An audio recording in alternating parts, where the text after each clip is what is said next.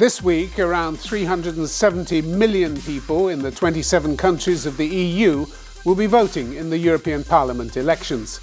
In the run-up, plenty of speculation that the far right might increase its tally of seats and exert a greater influence on how the EU spends its money, what laws it passes, and what foreign agreements it signs. So the stakes are high, and as Conflict Zone found in Brussels, there's been plenty of nervous tension among key politicians. We talked to two of them, Manfred Weber, leader of the largest political grouping, the centre-right European People's Party, about his predictions, his worries, and the dearth of credible leadership in Europe.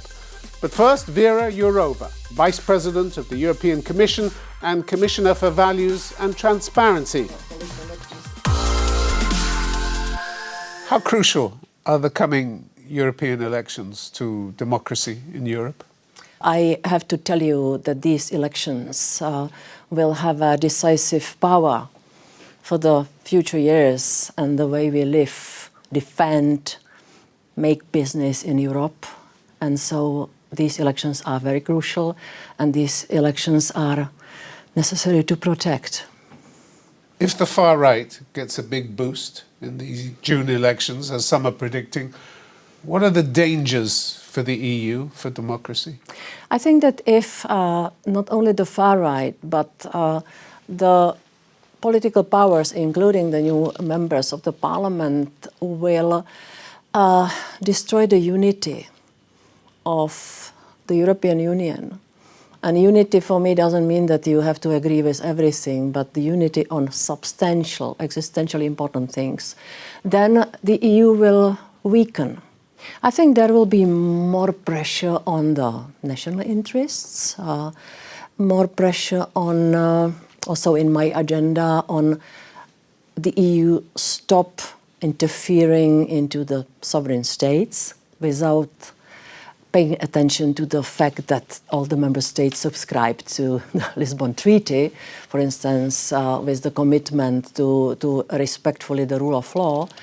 I think that there will be more noise about all the things the EU is doing in the field of the fundamental rights, but also there might be some people who will want to abuse the freedom of speech to be able to shout hateful comments and these kind of things. Could we see more pressure for a crackdown on immigration, for instance? I think that by having the migration package adopted, the story has not finished.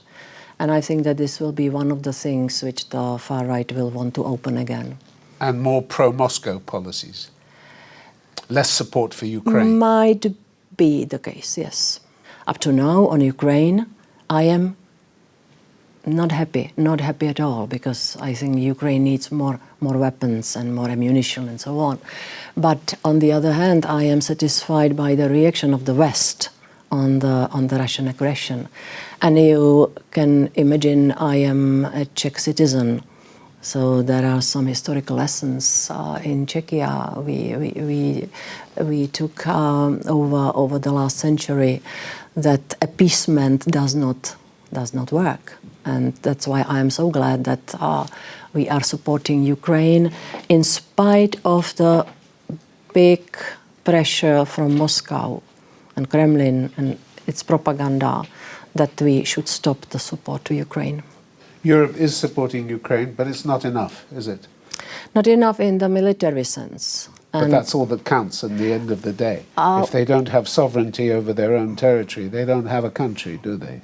We have to see at least 4 lines of support, but you are right that this is a key one. This is existentially important, critical one to support Ukraine with sufficient amount of ammunition and weapons. But we should also not oversee that there is a huge humanitarian aid. There is a huge support for the Ukrainian families. There is a sustainable flow of money to Ukraine, which should keep the state ongoing, fulfilling the functions of the state. And again, from my field, I think that we are doing a lot to prepare the ground for the punishment of the perpetrators. So creating the database of evidence of the war crimes and now collection of the list of damages and these kind of things. But the fact is Ukraine is not winning this war. And it's not winning the war because it doesn't have the weapons and the ammunition it needs. And unless the West changes course and gives Ukraine what it needs in terms of that military equipment, it's going to go down, isn't it? It's going to lose. This is what we witness now, yes. We have to support Ukraine more in the war. But this is urgent, isn't it? Of course, this is urgent the whole time. And Volodymyr Zelensky is rightly asking for more support in the field of military equipment, ammunition and weapons from the beginning of the invasion. The West has to do more. Coming back to the European elections, isn't it the truth that democracy is under threat in the EU from inside and outside as never before? I have a lot of good data showing that democracy and electoral process is under pressure, under the new kinds of threats. Not only from outside, we of course see the efforts of Russia to convince the voters to vote for those who will stop support to Ukraine. This is very clear purpose of the Russian propaganda. We also see document more hidden ways of influencing the European information space from China. We recently saw the evidence brought by the secret services that there are politicians in the EU who do not hesitate to get paid from our enemies. So it is the combination of external pressures and internal willingness to cooperate with those who have very hostile plans for the EU. And there are many other factors which are threatening democracy. For instance, the lack of understandable communication with the voters, because the people are calling for help. There is a lot of uncertainty. One of your responsibilities is to ensure that the democratic system is open, transparent, and protected from external interference. It isn't protected from external interference, is it? Because the Russians have been very successful in buying EU politicians, you mentioned that, and people can't have trust in a system where that goes on, can they?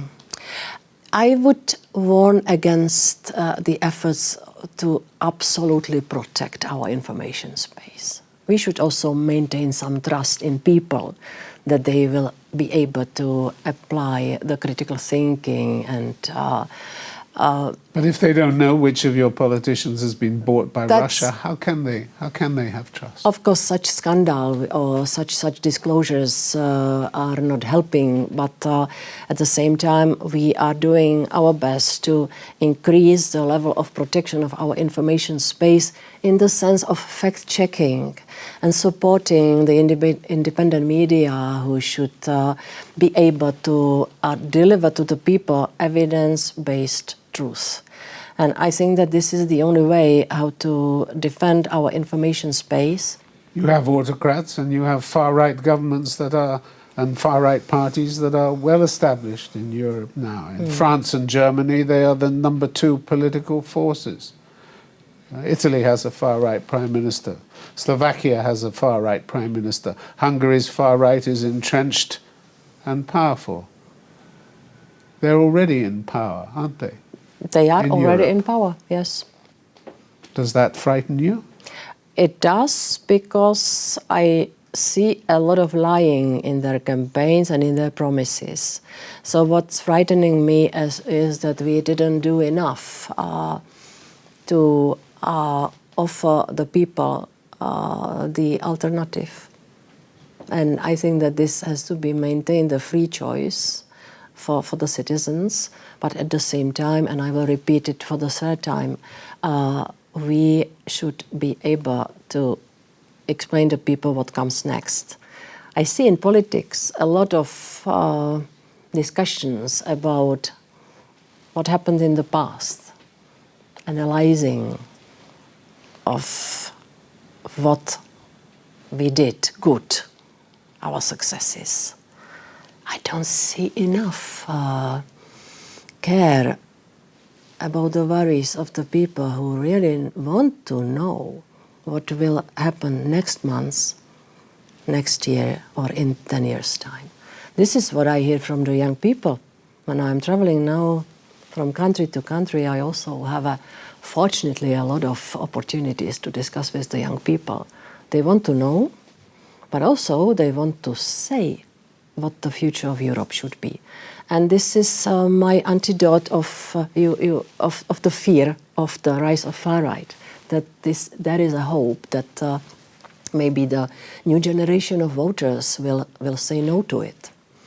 At the same time, we see a lot of young people being manipulated, especially through the TikTok and other platforms, and young people who start to believe in those very simple solutions. This is also frightening me. How scared are you that you might pay a really serious price for not having done enough to address people's concerns? And the far right walks away with considerable number of increased seats. I am scared enough to do more. That's why I am really now intensively discussing with many different partners in our member states, with the authorities, with the media organizations, with the NGOs, with the organizations which should implement the new laws. So you're sounding an alarm bell. This is an emergency I am a flying alarm now. I already visited 8 countries. I will have some Skype calls with others. I'm going to Slovakia next week. And I am not coming to the states, to the member states, to advise who to vote for. Of course, as a liberal, a little bit to the left from the center, I would have such advice. But this is not my job here. My job is to support the member states so that they are able to organize the elections in the way that they will not be manipulated or captured by dirty technologies. Especially I have in mind the deep fakes in this case. So that's my job, to go to the countries, to alert, and also to explain to the general public in the countries that if we admit that we live in post-truth era, our destiny will be to live in lies. This is what normal people should not want, I guess. It's a nervous, worrying time for you, isn't it? I am quite used to it. You know, I think I am doing the most tense and emotionally filled-in portfolio, because I am dealing already almost 10 years with the agenda of the rule of law, independent justice, no independent media, protection of fundamental rights. And these are all the things which they're under threat. Are under threat, and which raise a lot of emotions, hatred. And I kind of got used to it, because you asked me a personal question. But I don't like the idea that it has to continue like that. The society and democracy has to adapt to the new era and to keep the best things, the best principles. And I believe that we will manage, but this is a very tense moment when we see the post-COVID frustration, also keeping us in economic troubles, energy crisis, war, we live in the era when the people have fears which they did not have over many decades. Suddenly, I receive questions whether the people will be able to pay the bills for electricity, or whether they will have money to feed their children. And these are such unnerving new kinds of questions that it would be a fatal mistake not to react on it properly from the political side, because the people are in troubles. And when we see that the far right is on the rise, I think they have good analysis of the troubles of people, and they are responding to them. The problem is that in many ways they are lying to people, that there are easy solutions. So that's why I always say we have to do better as the Democrats. And if you don't do better, you'll pay a big price. Well, yes, isn't it fair? Politics is a difficult. A man steeped in difficult politics is Manfred Weber, the leader of the centre-right European People's Party. I reminded him of his own warning last year that the EU risked a far-right surge unless it got a handle on migration. And so far, I suggested it hadn't. Well, first of all, we don't have to look on the content from a tactical point of view. You refer immediately to the right extreme. First of all, we have to serve to the interests of citizens, and people want to have clarity on our external border. They want to know those who are arriving are real asylum seekers, real refugees, and not illegal migrants. That's why Europe has to be tough, and we have finalized now the legislation on migration in the last weeks. I'm proud about this. After 8 years of horrible discussions in Europe, blackmailing each other, we now found a common understanding. So it's a message of, yes, Europe stops speaking, we are solving now the problem. And your move to tighten regulations on migration moves you further to the far right, and you're happy about that because it gives you a new alliance or strengthens an old alliance? Well, my red line is crystal clear. There is no chance to work together with those who are refusing Europe, with those who are refusing the cooperation with Ukraine, and with those who are against rule of law in Europe. There are three basic principles which are fundamental for my political family. Others are not partners who are not respecting these three principles. But it wasn't always so. You were in partnership with Fidesz, hardly pro-European, certainly not pro-rule of law, and these days not pro-Ukraine either. So you were capable of being together with them for 10 years. Well, you know, Viktor Orban started as freedom fighter against communism. He was first a liberal politician. He was part of the Liberal Party in Europe. But you still kept him when it was clear he wasn't. Then he moved to the European People's Party. And then I myself, as group leader years ago, I expelled him from the EPP party to make clear that enough is enough. And that was enough. And that's why you suspended him. We excluded him, so he's not anymore party member in the EPP family. That's why our position is crystal clear. And let me use another name for showing you our clear DNA. We are the party of Donald Tusk. He's my predecessor as party leader. He's now Polish prime minister. He kicked out Kaczynski of office and brought Poland back to Europe and also rule of law back to Poland. So that's the real DNA of EPP, and I'm proud about this. Would you be keen to have your family include Giorgia Meloni, the far-right Prime Minister of Italy? I give you an answer. ECR, currently Giorgia Meloni is president of ECR, of the Conservative Party. I am president of the European People's Party. We respect each other because we are both party leaders on European level, but she is not if she wanted to join the family, if you wanted her inside the EPP. I don't see this, that she wants to join. I don't see a statement from her. I don't see an initiative from her. She's Prime Minister of Italy, and that is what I respect. And I have to tell you that, yes, she voted in favor of the migration pact. Viktor Orban voted against, Kaczynski voted against. So I see her being reasonable on European level, being ready to compromise on European level. And that is what Europe needs, compromise, readiness to give in, to accept a common solution that we bring Europe forward. What kind of danger do you think the far right poses to Europe? Well, that's fundamental. You know, in Germany we have, for example, AfD, and they're one of the key politicians. Höcke said publicly, this Europe must die. That is what he says publicly. We know that a big part of the right extreme are puppets of Putin. They are paid by Putin even, Voice of Europe now, the new scandal on the table. So that is at stake. So people must understand if they vote for right radicals, they will never solve any problem, they will increase the problems. The populists need problems for their political survival. They will never have an interest to solve them. In concrete terms, what would a surge to the far right mean for Europe? How would we notice the difference? Well, the first element is that they will not agree on solving problems, again on legislation. You have to make compromises, and nationalists never are ready and capable to do compromises. The second thing is you will see that they will fall back in protectionism. So when Le Pen becomes president of France, I think the first message will be, I don't want to buy anymore the Italian or the Dutch or the German products. Please only buy French products in a way. You fall back into this egoism in Europe. You will risk Schengen, the idea of an open Europe, of a free Europe.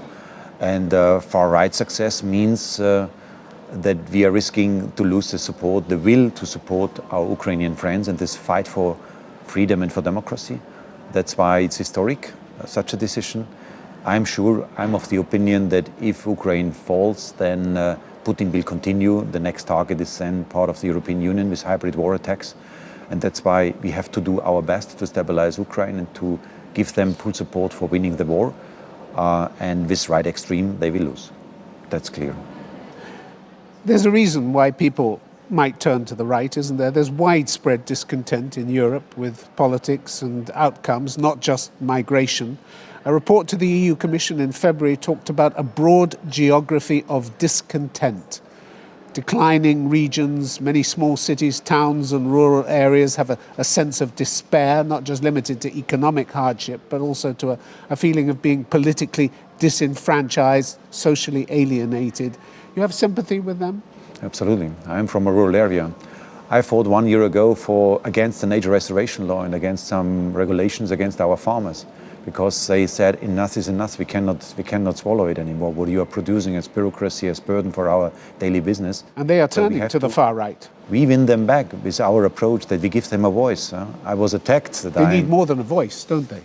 I'm every weekend on the ground in Athens, in Bavaria, all over Europe, and I'm talking with farmers, and I know they recognize that they have people there who defend their interests. That's why we have to do so. We have to find a balanced approach. And I give you another point, which is what is needed. Not only listening to people, that's a precondition for doing good politics, listening to people, not lecturing them, listening to them. But the second thing is also needed. We need, again, leadership on European level. You need results, though, don't you? 36% of people, 36% polled at the end of last year, cited the fight against poverty as their chief concern, and public health cited by 34%. In all, some 73% said they feared their standard of living would decline in 2024. That's not much faith in Europe's economic policies, is it? You're right, but first of all, we have to be honest. The health system, also fight against poverty, so social welfare system is based on national level. That is not European responsibility, but you're right on the economic pillar. We have to restart the economic engine of Europe. But allow me to come back to this leadership question, because look to Macron and Scholz. Macron has currently in the polls with his party around 17% in France. Socialist Scholz is doing with 16% in Germany at this moment of time. That are the two top leaders of Europe. And that worries me a lot, because we are lacking real leaders who have the support of citizens. You talk about the threat from Russia for these elections. Has the EU woken up to it too late to do anything about it? I mean, we're now finding out the extent, or at least part of the extent, of how many people have been bought by Russia, how many European politicians are in the pay of the Kremlin. It's bad, isn't it? That's a horror for me to see this. How can people trust the elections? They don't know whether they're voting for a Russian puppet or somebody who's genuine. I think everybody who has a little bit of an understanding about politics know where the Putin puppets are. So thanks to your work, thanks to the journalists' work, we have transparency. We know what is going on. That's good. That's an advantage of a free and open society, that we know this. We don't know the full picture yet, do we? The Secret Service should publish really all details. I also ask the Belgian authorities now to publish everything. When the Belgian Prime Minister says publicly we have a problem, but he is not opening the the documents to give us full transparency, I'm on your side. I ask for full transparency before the elections. People must know. But we speak already about this. So I think in Germany, in France, everywhere, people know the Putin puppets. If the right does really well in European elections and Donald Trump becomes president or wins the election for the presidency in November, what kind of world are we facing then, do you think? Then we are living in a new world. We are in a totally new world. And that gives your question gives us an appetite about the real dimension, the real historic moment we are in. So it's not business as usual in this moment of time. It's serious. I'm sure that in the majority opinion of the people in Europe, they know that we have to work together. We have to find a common understanding. Manfred Weber, thank you very much. I thank you so much.